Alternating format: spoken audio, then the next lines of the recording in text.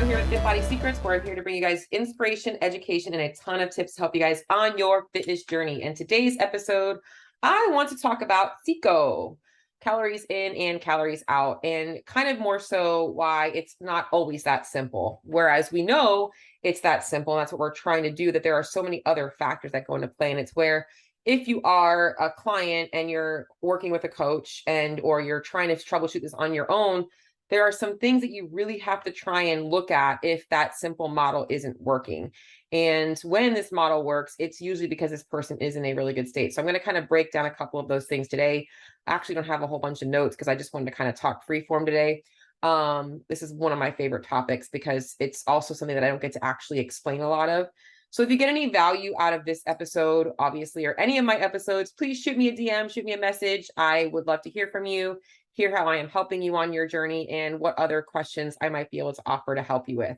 By the way, I think I need to name this coffee mug because it always makes its little cameo in the bottom part of my computer. So anyways, without further ado, let's talk a little bit about CICO today. So first and foremost, calories in, calories out. Not going to spend a lot of time talking about that because I feel like most of you guys out there understand that piece of things, is that in order to make changes to our body composition, we are going to need to create some kind of a caloric change in that. So if we're looking to build muscle, we are going to be obviously eating in a little bit of a surplus, at least at maintenance. And then if we're looking to lose body fat, we're going to be looking at creating a little bit of a calorie deficit to facilitate fat loss. But why does this not always work? Well, as a coach, the first thing that I'm troubleshooting is, all right, are they actually accurately tracking their calories in? So I will ask questions like, hey, are you sure you're weighing your food out? How much are you eating out? Because obviously we know there can be some differences there. Are you sure you're not like grabbing random things throughout the day and not realizing it? Because that is also something that happens, because realize, guys, most people stress eat and they're not even thinking about it. You know, are you sure you're tracking the cream you're putting in your coffee? I'm always looking at all these other things that could be factoring into like little missteps that we're missing.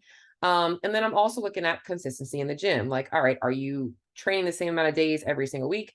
Is your non-exercise activity pretty much the same from day to day? Meaning that you're not going from walking, 20,000 steps on a Sunday to like literally sitting behind your desk, from Monday through Saturday. Are we seeing consistency in that? Are we seeing, all those things? So I always look at those two things first, just to troubleshoot, because in my experience, in my opinion, and my preference is I would always love to make it that simple, that all we have to do is realize, yeah, honestly, I've been eyeballing my food, so I'm going to use my food scale. And all of a sudden this week, now things start to go in the better direction. So when it's not that simple, though, it's not always as easy for the client to understand why these little things are so important. And it can be a lot more effort, and it's more frustrating, and it takes longer. And it's really, really, really hard because, as a coach, all I want to do is tell people like, yeah, I can create a calorie deficit and you're going to lose weight, but it doesn't always happen that way. That there are some other things that have to happen. So my first thing that I'll always do whenever I see that this equation isn't working is I always start with like, let me actually tell you exactly what to eat. And I want you to eat these things for 5 days, because that will help me control calories in. And if something doesn't change, then I know, all right, something's not right. Especially if I know that their calorie input is where it needs to be. So if you are fortunate enough to be one of these people that actually has really good results with calories in, calories out, and or macros or anything like that, it usually means a couple of things, a number of things. One is you likely have not been on a diet in a very long time. So you haven't tried to control calories. You haven't been, restricting. You haven't done any of that stuff in a very long time, if ever at all. So you probably, just kind of think of it this way. Think of it this way. The first time most people try and lose weight, they're pretty darn successful. They're pretty darn successful for that first month because they've never experienced it before. This means your metabolism, even though you might be having some negative effects of obviously having too much body fat, you are in a good place to release stored energy. Your body's going to respond really well to every change you make. Everything is going to be fresh to it. And think of it like your first week in CrossFit, man. Everything feels like crap, but you also start to adapt pretty quickly. The empty bar that was heavy day 1 is now a little bit lighter day 2 or day 3. So all that stuff happens a lot quicker. So if you've never dieted before, you usually are pretty successful that first time around. And that's awesome. Now, when it goes haywire is when you haven't, or you have dieted a lot before, or you've spent a lot of time, restricting your calories, or when obviously there's a lot of resiliency to change, and your food choices aren't going to be good. And we're going to kind of go into that a little bit more as we get going. But when we need to troubleshoot is when calories in, calories out doesn't really matter. So, and this is where I want to start with saying the main purpose of this episode is getting you guys to understand one concept is even though most people out there are frustrated with a lack of fat loss because calories in, calories out is not working, we need to get you to understand that in order for you to lose weight, weight loss cannot be the focus. It doesn't mean it won't happen right away. It will happen. Just doesn't mean it won't happen right away. It just means that in order for us to get you to lose body fat, to see those improvements in your body, that we need to get you back to homeostasis and baseline to allow your body to recognize that it's okay to release whatever body fat you want to lose. And this is where, number one, you have got to commit to saying, all right, I'm not fucking around. I'm going to do the nutrition. I'm going to do the training. And that's the most important thing, because those are the two things that you can focus on. And if you're focusing on those two things, then we can really work on all the other stuff. So that's the main thing that I want to get after this. So let's talk about some optimization stuff to figure out why calories in, calories out might not matter. So my cat's coming to say hello to my coffee. Jackie, you want to say hi to people on camera? No? I'm just going to wait for me to feed you again. By the way, my cat, he's got a very fast metabolism. He could eat all day. Anyways, so first and foremost, let's talk a little bit about, I'm not going to spend a whole bunch of time talking about, but like metabolic adaptations. Metabolic adaptations happen not quickly, but they happen over time based on changes in our lifestyle, based on changes in what we're eating, based on changes in our training, and all these different things. So our body's always going to be trying to troubleshoot whatever's going in based on whatever's going out. So whatever food and energy you're putting in and however you're using that throughout the day. We use that energy a number of ways. Obviously, Jack, you need to get down right now. Sorry, my cat just wants to keep jumping on my lap and I don't want him up here while I'm trying to do this. Obviously, we use that energy in a number of ways. So, not just in the gym, but how we move throughout the day. If you're sitting behind a desk all day, you're obviously not getting a lot of metabolic stress from that, but you might be getting a lot of mental stress that requires energy. If you're getting a lot of emotional stress, it's going to require energy. It's all these different things along with, inflammation markers. So like we can talk about digestive stressors and all that, those types of things. Your body is always adapting to all of these different things that are going on in your day-to-day life. So if, for instance, you spent 30 days, really cleaning up your diet and then you got busy and now you're eating a bunch of processed foods, your body's going to adapt to the types of food you're eating. There's so many things going on when we talk about adaptations that people focus on two things, calories in and calories out.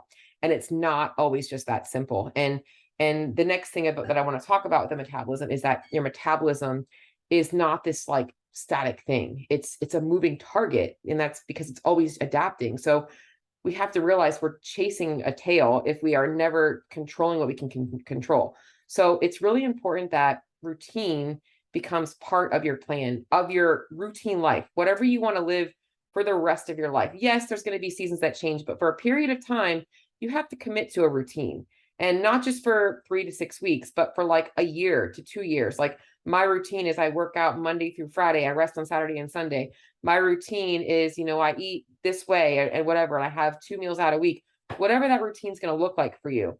Most people are focusing on, but I don't want to track my macros for 2 years. You don't have to track your macros for 2 years, but what you're eating and how you're training should look pretty simple, whether you're tracking it or not.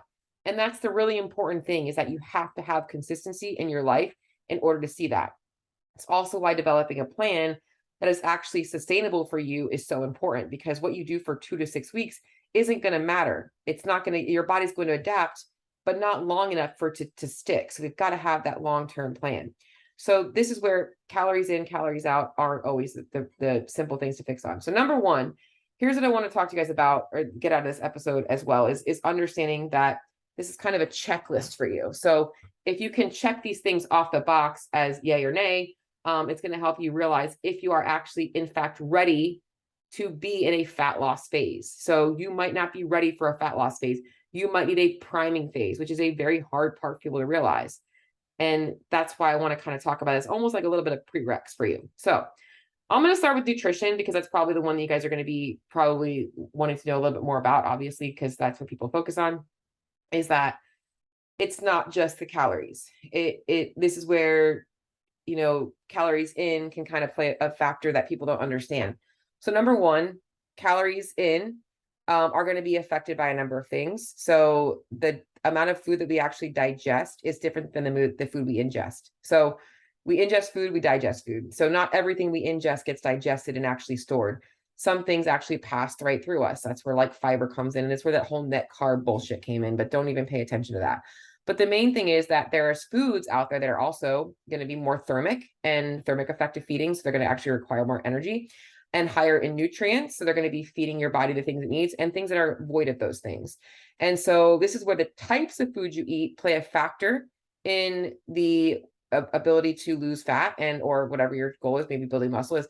The types of nutrients you're taking in does play a factor in that. So it's not that calories don't matter. So it's not saying that the calories from broccoli doesn't matter as much as calories from rice. It's just saying that they all matter, calories all matter, but some are going to be a little bit more of a benefit to your metabolism than others.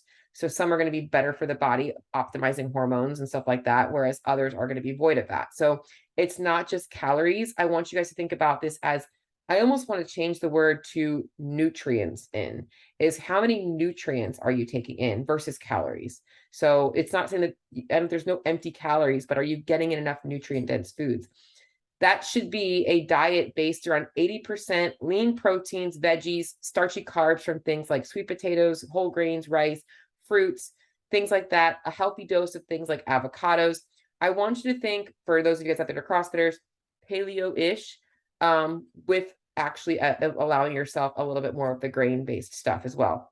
Simple ingredients, 1 or 2 ingredients on the label, if having a label at all, and really getting the bulk of your foods from simple 1 ingredient foods. It's like, it should be just rice. It should be just chicken. It should be just sweet potato, and building combinations of foods together. So you can make a meal that is multiple ingredients, but it shouldn't be, these cookies that are, Oreos or whatever. That's great. That's great. It fits the plan. If it fits your macros, right? But if you're filling your carbs and fats with Oreos all the time, you're missing all of those nutrients. So that's really, really important that it's not just calories and macros, it's also micros. So a prerequisite, in my opinion, and this is all opinion based, but also trying to optimize if calories in, calories out isn't working. So this is where I go into, these are the next steps, is look at your food quality. Okay. If you're filling your food quality with lack of nutrients and it's just really dense things, start by cleaning up your food quality, hands down. And it's why my approach is always 2-part, quality and quantity. I don't believe that people should be living in if it fits your macros lifestyle, because I don't think that it's conducive to producing a healthy metabolism and a healthy long-term program that's going to give you longevity in life and optimizing everything. So I want you to feel fucking amazing. Amazing. So that's the plan. So looking at your macros, or your micros, but also now looking at your macros. So if you're doing calories and you're not tracking the macros and making sure you're getting a good blend of things for your type of lifestyle, your type of stress levels, all those things, these are the simple things, right? How much protein are you getting in? Guys, if you cannot eat your body weight in protein, you should not be in a fat loss phase, hands down. If you can't hit your protein, there is no reason for you to be in a fat loss phase. That should be the easiest number for you to hit, hands down. And so until you can get your protein up, you should not even be trying to lose weight. That should be the number one thing. And it's why the first week of working with me, I'm like, hit your protein, hit your calories, because I got to get that person to get enough calories. Of all the macros, that is the one that will be the same for pretty much the rest of your life. It's not, unless you start to all of a sudden put on a lot more muscle, or you lose a little bit of muscle, which I'd probably bump your protein up then. But for the most part, that number doesn't change. So get used to it. That should be the easiest number for you to hit. So that's a little bit about the nutrition. Now I'm going to kind of go into the second piece of the nutrition that can kind of mess things up with the metabolism and the calories in, calories out model, and where we can kind of run into problems is some people do have a really high quality diet. Some people do have calorie control. Some people, and I haven't even gotten into the training aspect of it, but some people do have a routine training schedule and or routine lifestyle, but they've spent years and years and years dieting or trying to diet on and off for some people since they were kids, 8, 10, 12 years old, always trying to figure out how to lose weight. And that is a recipe for metabolic adaptation. It is a huge stressor on the body. from a hormonal perspective, from a gut perspective, from a psychological perspective, from a nutrition perspective, nutrients perspective, once again, getting in enough nutrients, all of these things. And when your body is void of nutrients, it is likely not going to want to release nutrients, hands down. So it's not going to release calories if it doesn't have enough calories available. So your body is trying to use every bit of that energy for what it needs to do, which is literally sustain living. It's trying to keep the lights on upstairs. So chronic dieting is probably one of the hardest things. The other thing about this chronic dieting model is that people tend to go through periods where they chronically undereat and they overeat, which creates more of a recipe for excess body fat, because now your body is like, holy shit, I am so hungry. Think of it like a freaking dried up sponge in a desert. And it's going to literally want to soak up all of that stuff. And it's when you overeat and you're like, man, I feel like I just want to lay on the couch and nap, likely part of the reason. So you have to realize chronic dieting is really, really affecting you. It's affecting your overeating. It's likely affecting the psychological need to overeat, and also, negatively impacting your metabolism and your ability to lose weight, which is why people that haven't ever dieted are usually more successful. My coffee is amazing today. Love it. If you guys don't mind, I stop and take a couple of coffee breaks here and there. It gives me a second to breathe, because I know I'm a fast talker too, especially when I get passionate about a subject. All right, so here's the next piece of this chronic dieting problem that we run into, is that people that have been chronically dieting for like 5, 10, 15 years, they're like, all right, like I'm ready to lose weight. And they come to me, and they come to a different coach, and their literally metabolism is just fucking broken. And they wonder how long it's going to take to reverse. Like, how do we get this back up? Well, first we have to get you to baseline. We have to fix and optimize your nutrition. We have to get you to a base to work from. And getting you to base is going to be up to you. How fast can we get you up to maintenance calories? How fast can we build up that metabolism? Compliance. How fast does your metabolism respond to the changes in the food? Because I can't rush somebody if you've been eating 1,000 calories and I'm trying to get you up to 2,500, that's not going to happen fast, because I don't want you to put on a bunch of excess body fat, right? I just talked about how that can create excess body fat. I have to do it in a gradual way. So it takes time. 8 weeks is probably the quickest I would see it really happen. But we're looking at anywhere from 12 to 16 weeks. And that's not always fun. It's not always fun to commit to dialing in your nutrition.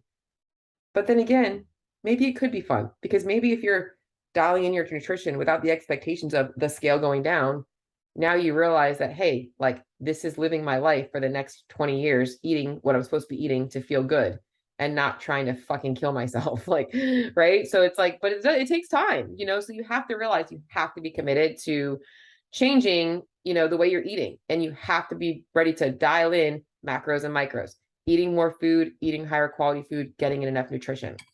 Second piece of this is your lifestyle in terms of your fitness routine. Fitness routines need to be consistent for everybody. It doesn't mean that they all have to look the same, but everybody should have a fitness routine. I am a 100% believer in sitting is the new smoking, and that most people sit entirely too much and spend entirely too much working and stressing, and not enough time doing things that are going to stress their body for a positive way. So ideally, I think most people should train every single day, at least 20 minutes. And when I say that, I don't mean that they should be in the gym every single day for 20 minutes. You should be moving your body every single day. I think 5 of those days should be worked up to structured training with resistance training, with some metabolic conditioning, CrossFit. I'm a believer in CrossFit. You don't have to do CrossFit. You do bodybuilding, great. You do that, you're going to do your cardio afterwards, totally fine. But you've got to be getting in some stimulus there. I don't really love like the really quick, like 5-10 minute workouts that are like, I just hit this quick workout and then I'm done. Like, I actually think you need a training, like a actual workout where it's not just a quick dose. So if you do CrossFit, I personally think that most people need a little bit more than just a 21-15-9. And most of you guys that are doing it in class are going to get that. You're going to get a structured warm up with some activation stuff. You're going to get the workout. You're going to get some skill work and a cool down. That's typically what I recommend for everybody. So building that up is important. So if you're trying to fix, and this is where a lot of you guys are going to fall into a spectrum of this chronic dieting, I can't lose weight, it doesn't matter what I drop calories to. This is you if you know your caloric output or your caloric needs based on a calculator are like, let's just say it's telling you that your caloric needs are 2,200 and you've been eating 15 to 1,600 calories, and you didn't fall into the first category of people that aren't tracking things right, or you're tracking sometimes, but not all the time. You know that for like, you can say that for like 3 weeks, you consistently tracked everything 100% and nothing changed. This is probably the category that you fall into. And it's not an easy category to be into, but I promise you, once you commit to making the changes, you're going to feel so much better and happy that you did, because you're going to notice that other things start to improve, even if the weight doesn't improve right away, meaning sleep, stress, your reactivity to stress, your mood throughout the day, how much energy you have, your motivation to do things throughout your day, the way you're showing up in your life, all of that's going to start to change, because most of these people are not walking around feeling their best. They might think they feel good, but they don't realize how much good, how they feel. All right. So chronic dieting is a huge one. It takes time to fix. And then the next couple of things that I want to kind of go over is, one of them is psychological and emotional stressors and factors. People don't realize how much our mindset plays a factor into our metabolism as well. That is a huge stressor. So think about it this way. How does being emotional affect your appetite, right? It's creating like changes in how hungry. Some people lose their appetite. Some people get a ravenous appetite. Those are also metabolic stressors. So if you have a lot of stress in your life, this is also going to make it a little bit more difficult. It doesn't mean that you can't lose weight, that you can't control calories in, calories out, but it just means that there are going to be factors that are going to affect your calories being burned. It's going to affect how your body's using calories. And I'm not going to go too down the rabbit hole in this one, but I just want to kind of point that one out, because this is one of the, I think of that one as like one of the 1 to 5%. The big one is the chronic dieting. Next one is going to go into obviously training frequency and training modalities and your ability to recover from that.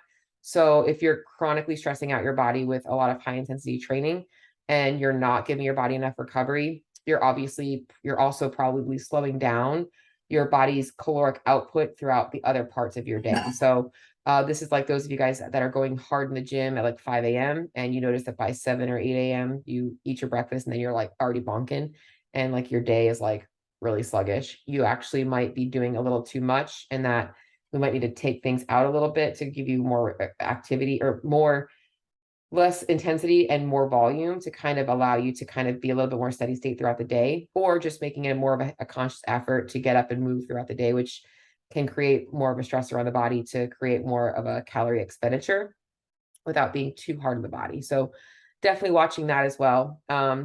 But another couple of big ones that I want to talk to you guys about is obviously one that people are most familiar with, which is going to be hormonal changes.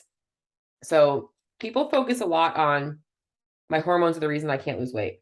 Whereas in reality, the hormones are likely causing some changes in the body that are making it more difficult. But the hormones being out of whack are a reaction to other things, which is usually stressors from nutrition, from training, from life, from lack of sleep, all of these different things. So once again, it comes down to improving some lifestyle things to fix the hormones, not that, along with having excess body fat can cause hormonal changes. And that's a whole other rabbit hole to go down into, but like having excess body fat is going to create changes in your hormone profile.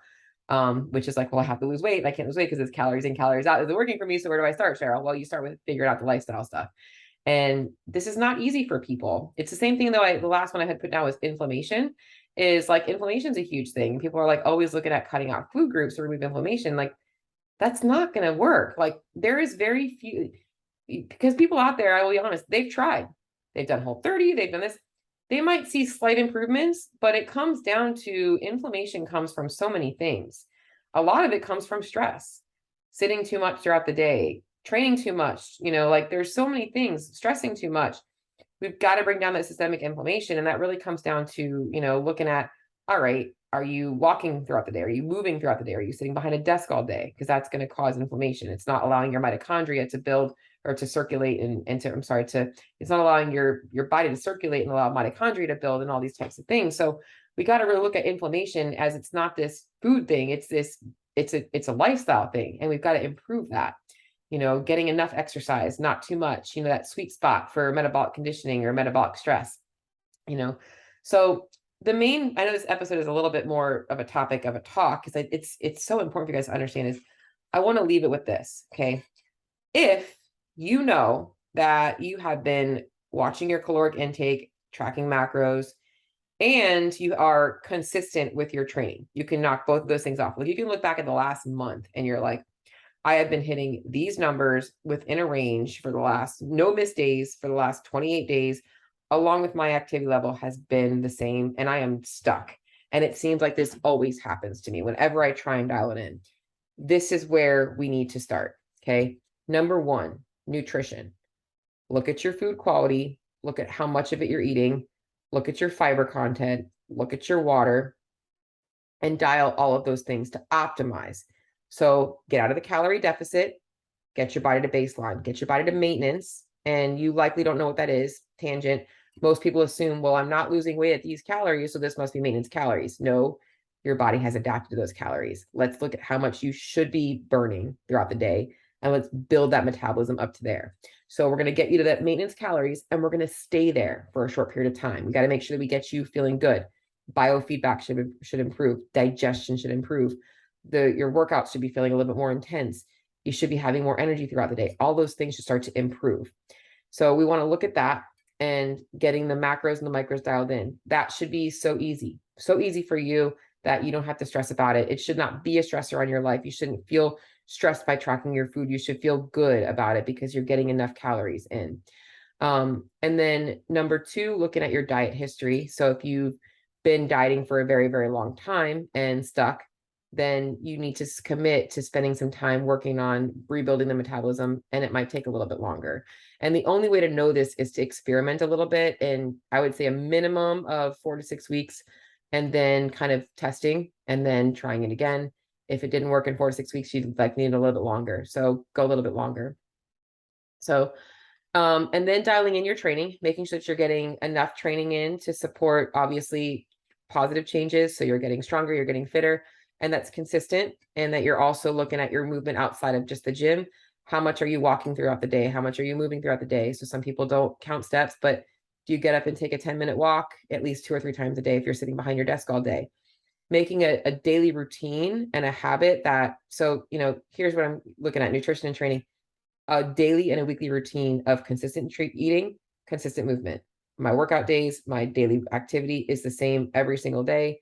And it's the place that I want it to be, where I feel like I'm healthy, I'm doing good things for my body, and I feel good. And then we can kind of look at obviously optimizing things like any kind of inflammation markers or hormone changes that we are seeing that we might need to improve with some supplementation. But for the most part, those two things factor in. And then the last thing and the most important thing that I'm going to talk about today. I'm going to take a big sip before this one. All right.